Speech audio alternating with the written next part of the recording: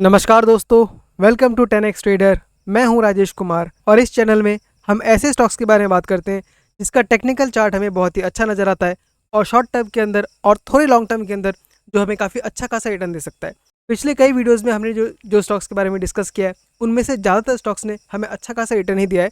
आप देख सकते हैं MTNL हमें कंटिन्यूसली 3-4 दिन से एक अच्छा खासा रिटर्न दिया जा रहा है। लास्ट वीडियो में हमने डिस्कस किया था IDBI बैंक के बारे में, तो आप देख सकते हैं लकीली, मैं इसको लकीली बोलूँगा क्योंकि टेक्निकल एनालिसिस से प्रोबेबिलिटी होता है। हमें 100% नहीं पता होता कि वो काम करेगा कि नहीं करेगा, लेकिन हम प्रोबेबिलिटी पे प्ले कर सकते हैं और ऐसे ही जो हमको ज़्यादा प्रोबेबल लगते हैं वैसे कम से कम 5-6 स्टॉक्स में इन्वेस्ट करके रखना चाहिए। और उनमें से अगर आप 5-6 स्टॉक में लगा के रखते हैं तो उनमें से 3-4 स्टॉक 100% अच्छा काम करेंगे। तो आप देख सकते हैं IDBI बैंक के बारे में हमने लास्ट टाइम वीडियो बनाया था और आप देख सकते हैं आज के दिन में इसने लगभग 12% का मूव दिया है और एक बड़े कैंडल के साथ मूव दिया है।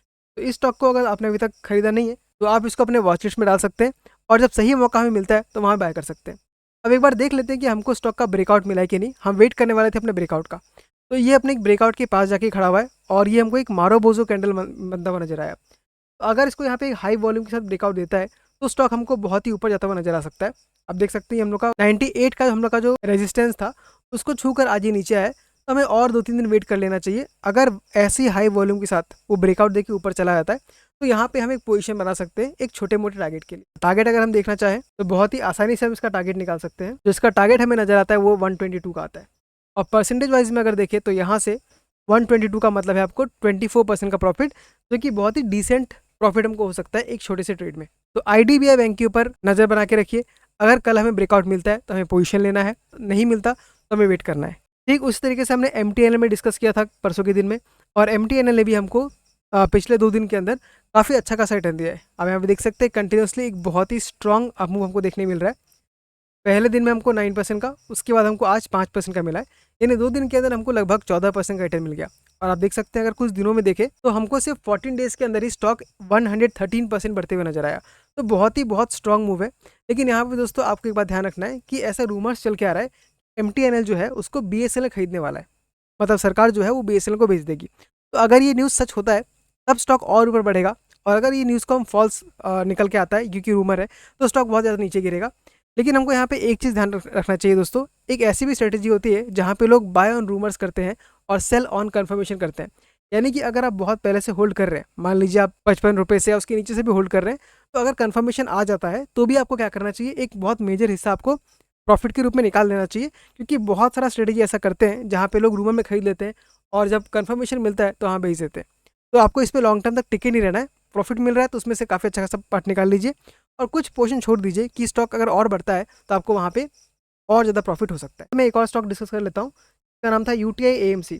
तो वो हमारी डिस्कस करने के बाद थोड़ा बहुत नीचे गया था, लेकिन आज हमको वापस से वो रिकवरी करते हुए नजर आ रहा है।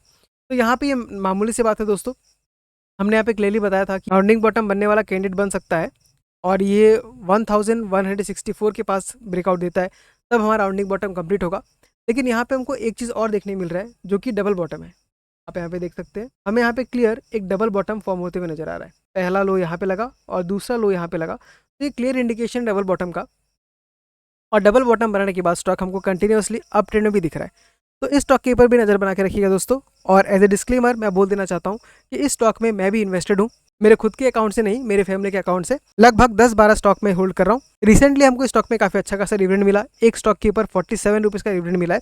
मतलब अकाउंट में नहीं आया है लेकिन वो बहुत जल्दी आ जाएगा। और अगर आप भी स्टॉक को होल्ड कर रहे हैं तो आपको भी डिविडेंड मिल जाएगा। तो दोस्तों ये तो हमने डिस्कस किया पिछले स्टॉक्स के बारे में। अब आपके सामने एक नया स्टॉक लेके आया हूँ जो कि एक माइक्रो कैप कंपनी है, लेकिन इस कंपनी में बहुत ही इंटरेस्टिंग चीज़ हो रहा है। पहली बात तो हम इसके चार्ट को डिस्कस कर लेते हैं। आपको यहाँ पे दिख रहा होगा कि ये चार्ट जो है वो कंटिन्यूसली अप ट्रेंड में है। आप देख सकते हैं higher highs and higher lows form होते हुए दिख रहा है और इस जगह पे आके स्टॉक कहीं ना कहीं वो कंसोलिडेशन कर रही है।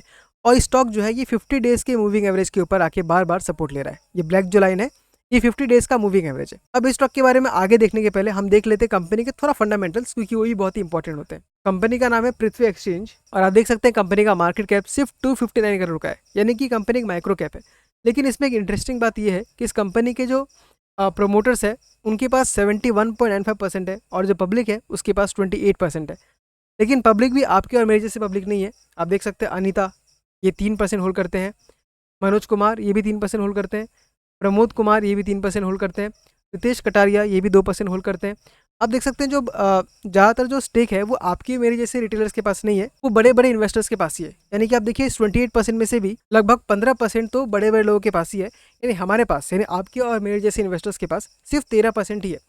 तो इस स्टॉक का, क्योंकि माइक्रो कैप है, इसका जो शेयर होल्डिंग है वो बहुत ही कंसंट्रेटेड है और रिसेंटली कंपनी जो है अपने फंडामेंटल्स को काफ़ी इंप्रूव कर रही है। आप देख सकते हैं कैश कन्वर्जन साइकिल जो पहले 220 दिनों का हुआ करता था, अब वो घट के 1 दिन पे आ गया है।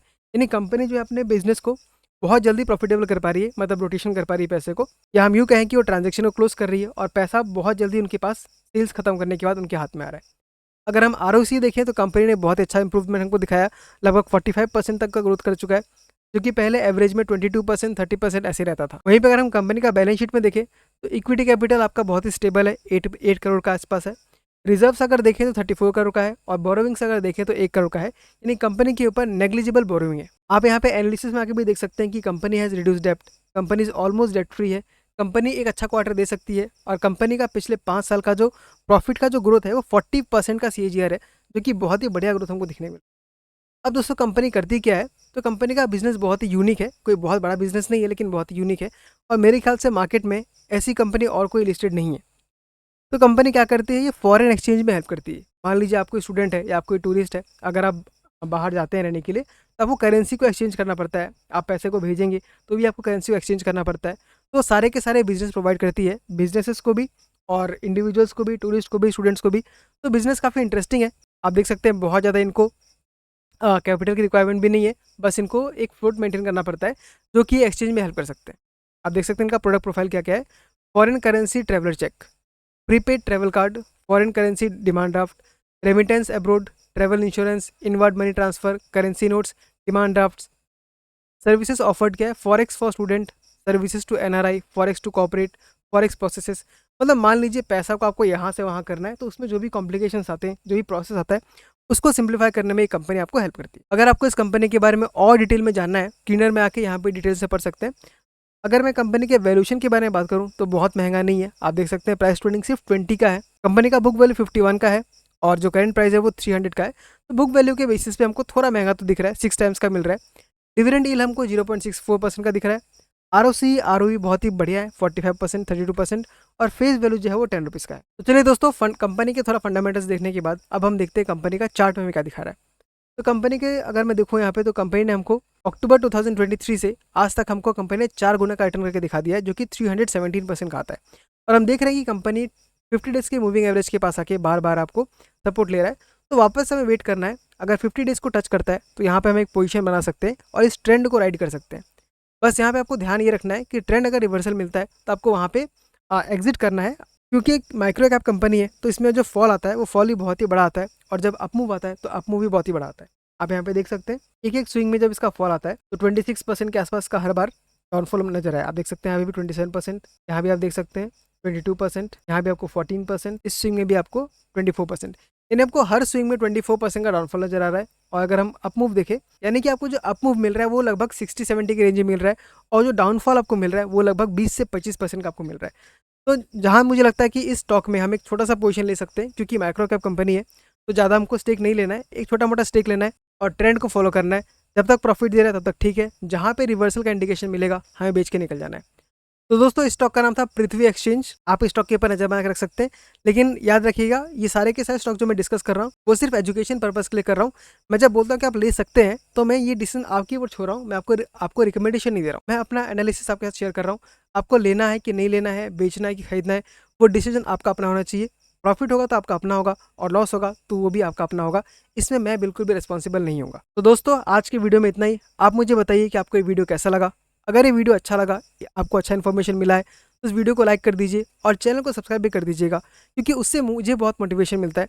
आपके लिए बस 1 सेकंड लगेगा लेकिन मुझे बहुत मोटिवेशन मिलेगा ऐसे वीडियोज़ को बनाते रहने के लिए, जिससे आपको ही फायदा हो सकता है। तो मैं मिलता हूँ आपसे अगले वीडियो में किसी अगले स्टॉक के साथ। तब तक के लिए tata, bye bye, take care.